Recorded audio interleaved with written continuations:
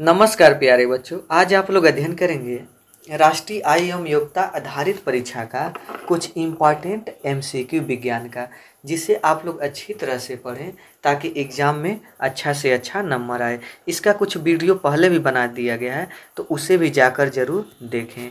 तो इसमें जो है यानी पहला ताप का ईसाई मात्रक है। तो ताप का जो ईसाई मात्रक होता है वह होता है केल्विन। तो पहला का ऑप्शन ए सही है। दूसरा, निम्न में किस समूह की सभी राशियां सदिश होती हैं?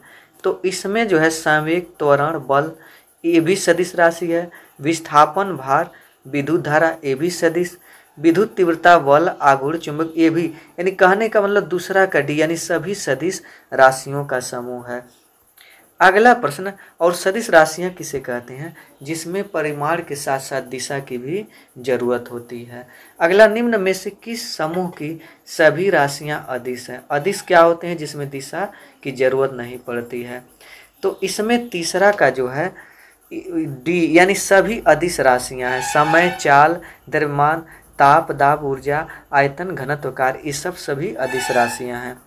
अगला प्रश्न, शरीर के भीतर रक्त नहीं जमता है क्योंकि शरीर में उपस्थित रहता है। तो क्या उपस्थित रहता है? हिपेरिन। हिपेरिन जो होता है रक्त को जमने नहीं देता। अगला प्रश्न, कार्य का ईसाई मात्रक है। तो कार्य का ईसाई मात्रक जो है वह जूल होता है। तो 5 का ऑप्शन ए सही है। अगला प्रश्न, एक अश्व शक्ति बराबर होता है। तो एक अश्व शक्ति बराबर 746 वाट होता है। तो छठवां का ऑप्शन बी सही है। अगला प्रश्न, न्यूटन के किस गति नियम से बल का व्यंजक प्राप्त होता है? तो इसमें जो है द्वितीय नियम से बल का व्यंजक प्राप्त होता है। अगला प्रश्न, पृथ्वी की सतह से ऊपर जाने पर दाब घटता है या बढ़ता है? तो ऊपर जाएंगे जैसे जैसे तो दाब घटता जाता है। तो 8वां का ऑप्शन ए सही है। अगला प्रश्न, प्रेशर कुकर में खाना जल्दी पकता है क्यों?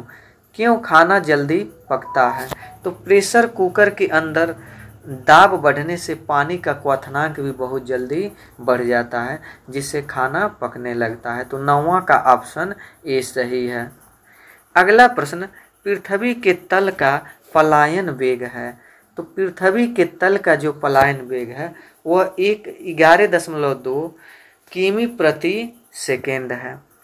अगला प्रश्न है, पानी की बूंदों के गोल होने का कारण है। तो पानी के बूंदों का गोल होने का कारण पृष्ठ तनाव होता है। तो 11वां का ऑप्शन बी सही है। अगला प्रश्न है कि यहाँ पर ईसीजी का प्रयोग किस रोग के इलाज के लिए किया जाता है? तो ईसीजी का प्रयोग वह हृदय की कमजोरी के लिए प्रयोग किया जाता है। तो 12वां का ऑप्शन बी। अगला प्रश्न है, गर्मियों में लोलक की लंबाई बढ़ जाने पर उसका आवर्तकाल। तो अगर लोलक की लंबाई बढ़ जाती है तो उसका आवर्तकाल भी बढ़ जाता है। तो 13वां का ऑप्शन ए सही है। अगला, ध्वनि तरंग है। कौन सी तरंग है? अनुदैर्घ्य, अनुप्रस्थ या विद्युत चुंबकी? तो जो ध्वनि तरंग है वो अनुदैर्घ्य तरंगे होती हैं, अनुदैर्घ्य। अगला, अनुप्रस्थ तरंगे किस माध्यम में उत्पन्न की जा सकती हैं?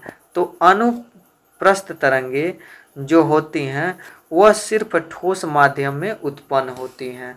तो 15वां का ऑप्शन बी सही है। अगला प्रश्न, अनुदैर्ध्य तरंगे किस माध्यम में उत्पन्न की जा सकती हैं? तो अनुदैर्ध्य तरंगे वो ठोस, द्रव और गैस तीनों में उत्पन्न की जा सकती है। तो इसीलिए 16वां का ऑप्शन डी सही है। अगला प्रश्न, आवृत्ति का मात्रक है। तो आवृत्ति का जो मात्रक है वो हर्ट्ज होता है। तो 17वां का ऑप्शन ए सही है। अगला प्रश्न, अम्ल वर्षा का कारण है। अम्ल किनके कारण वर्षा जो अम्लीय होता है? तो वह जो है सल्फर डाइऑक्साइड और नाइट्रोजन डाइऑक्साइड के मिल जाने से यानी अम्ल वर्षी जो होता है अम्ल उसमें मिला होता है बारिश में। तो 18वां का ऑप्शन सी सही है। अगला प्रश्न, मृदा अपरदन का मुख्य कारण है। तो मृदा अपरदन का मतलब मिट्टी का एक जगह से दूसरी जगह बह जाना। तो अतिचारण, वनोन्मूलन यानी वनों की कटाई, और फिर अतिचारण का मतलब होता है जो भी घास फूस होते हैं नीचे जमीन पर उसको यानी नष्ट कर देना। भूस्खलन का मतलब यानी जो मिट्टी का ढहाना। तो यह तीनों सही है, तो इसलिए 19वां का ऑप्शन डी। फिर उसके बाद जो आगे बढ़ते हैं, तो अगला प्रश्न, शुष्क वायु में ध्वनि की चाल है। तो शुष्क वायु में ध्वनि की चाल 332 मीटर प्रति सेकेंड होती है। तो 20वां का ऑप्शन सी। अगला प्रश्न, स्त्रियों की ध्वनि पतली होती है क्योंकि स्त्रियों का जो तारत्व होता है वो अधिक होता है। तो इसमें कहाँ ऑप्शन में मिल रहा है, तो ऑप्शन पहला, स्त्रियों की ध्वनि का तारत्व अधिक होता है। अगला प्रश्न है कि स्पष्ट प्रतिध्वनि सुनने के लिए श्रोता एवं परावर्तक के बीच की दूरी होनी चाहिए। प्रतिध्वनि का मतलब कहीं कहीं आप लोग देखे होंगे कि कोई व्यक्ति बोल रहा है तो उसका 2 बार ध्वनि सुनाई देता है। तो उसके लिए श्रोता और परावर्तक, यानी परावर्तक का मतलब क्यों हमें ध्वनि 2 बार सुनाई देता है, क्योंकि वह कहीं जाता है और किसी से यानी कोई वस्तु है या कोई घर हो या कोई पहाड़ हो, वहाँ से टकरा कर वह वापस आ जाता है, तो उसी को परावर्तक बोल रहा है। तो श्रोता का मतलब सुनने वाला जो 2 बार ध्वनि सुनता है, और परावर्तक का मतलब जहाँ से टकरा कर वापस आता है ध्वनि।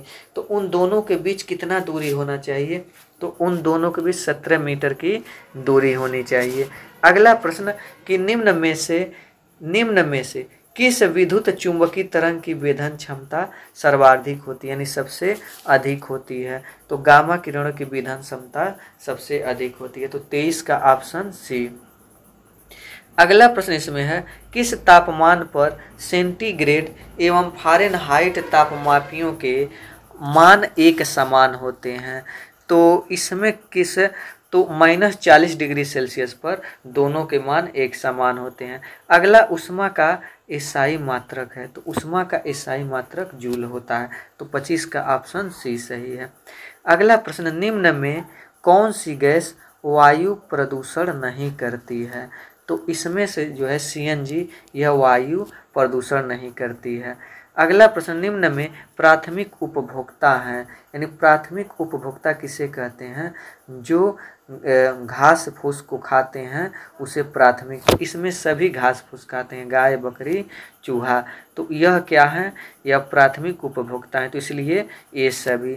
अगला, निम्न में से किस पदार्थ की विशिष्ट ऊष्मा सबसे अधिक है। तो इसमें से जो है पानी की सबसे अधिक होती है। अगला प्रश्न, न्यूनतम संभव ताप है।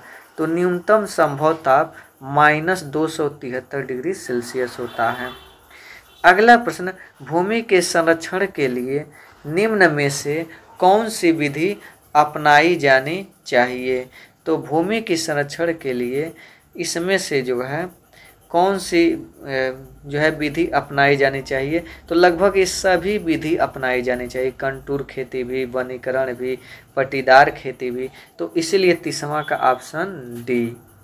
अगला प्रश्न, उबलते जल की अपेक्षा भाप से जलने पर अधिक कष्ट होता है, क्योंकि जल की अपेक्षा भाप की गुप्त ऊष्मा, तो भाप की गुप्त ऊष्मा क्या होती है, तो अधिक होती है।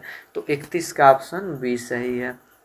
अगला प्रश्न, सूर्य से पृथ्वी पर ऊष्मा का संचरण किस विधि के द्वारा होता है।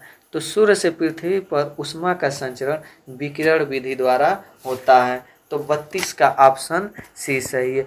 प्रकाश है, प्रकाश क्या है, तो प्रकाश जो होता है वह यानी अनुप्रस्थ तरंग भी होता है और विद्युत चुंबकीय तरंग भी होता है, इसलिए इसका ऑप्शन डी सही है।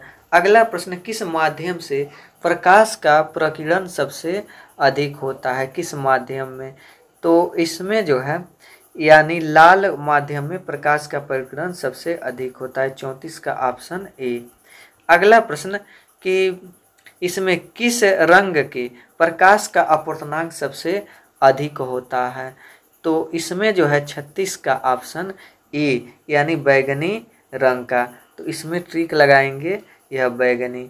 अगला प्रश्न, आकाश का रंग नीला क्यों दिखाई देता है। तो आकाश का रंग जो है नीला इसलिए दिखाई देता है क्योंकि प्रकाश का प्रकीर्णन होता है। तो इसमें 37 का ऑप्शन बी। अगले प्रश्न की ओर चलते हैं। तो पूर्ण आंतरिक परावर्तन का उदाहरण है। तो पूर्ण जो है आंतरिक परावर्तन का उदाहरण है पूर्ण। इसमें सभी हैं ए बी सी तीनों, यानी हीरे का चमकना, रेगिस्तान में मरीचिका का बनना, कांच में आई दरार का चमकना, उपरोक्त सभी। तो 38 का ऑप्शन डी। अगला, वाहनों की हेडलाइट में किस दर्पण का उपयोग किया जाता है। तो वाहनों की हेडलाइट में अवतल दर्पण का उपयोग किया जाता है। तो 39 का ऑप्शन ए सही है। अगला प्रश्न, आकाश में तारे टिमटिमाते क्यों दिखते हैं। तो आकाश में तारे टिमटिमाते प्रकाश के अपवर्तन के कारण दिखते हैं। तो 41 का ऑप्शन ए सही है। अगला प्रश्न, सूर्य से प्राप्त रंगों में किस रंग का विक्षेपण सर्वाधिक होता है। तो इसमें 42 का जो ऑप्शन है वह है डी, यानी बैगनी रंग। अगला प्रश्न, प्राथमिक रंग किसे कहते हैं। तो जो प्राथमिक रंग होते हैं, तो प्राथमिक रंग हरा, नीला और लाल, ये तीनों प्राथमिक रंग है। तो इसीलिए 43 का ऑप्शन डी, यानी यह तीनों। अगला प्रश्न, मनुष्य की आँखों में किसी वस्तु का प्रतिबिंब निम्न में से किस भाग पर बनता है। तो वह कार्निया नहीं, इसमें रेटिना पर बनता है। तो 44 का ऑप्शन सी सही है। अगला प्रश्न इसमें कि निकट दृष्टि दोष दूर करने के लिए किस लेंस का प्रयोग किया जाता है। तो निकट दृष्टि दोष दूर करने के लिए अवतल लेंस का प्रयोग किया जाता है। अगला प्रश्न, दूर दृष्टि दोष दूर करने के लिए किस लेंस का प्रयोग किया जाता है। तो दूर में उत्तल लेंस आएगा, तो इसलिए इसमें उत्तल लेंस का प्रयोग किया जाता है। अगला, पर्वतीय भागों में किस प्रकार की खेती सर्वोत्तम मानी जाती है। तो पर्वतीय भागों में कंटूर खेती सर्वोत्तम मानी जाती है। तो 47 का ऑप्शन ए सही है। अगला प्रश्न, अंतरिक्ष यात्री को आकाश का रंग कैसा दिखाई देता है। तो अंतरिक्ष यात्री को आकाश का रंग काला दिखाई देता है। तो 48 का ऑप्शन डी। अगला जो है प्रश्न, प्रतिरोध का मात्रक होता है। तो प्रतिरोध का मात्रक जो होता है वह ओम होता है। तो 49 का ऑप्शन बी। अगला, निम्न में से कौन अर्धचालक है। तो इनमें से ए और बी दोनों अर्धचालक हैं। तो 50 का ऑप्शन डी।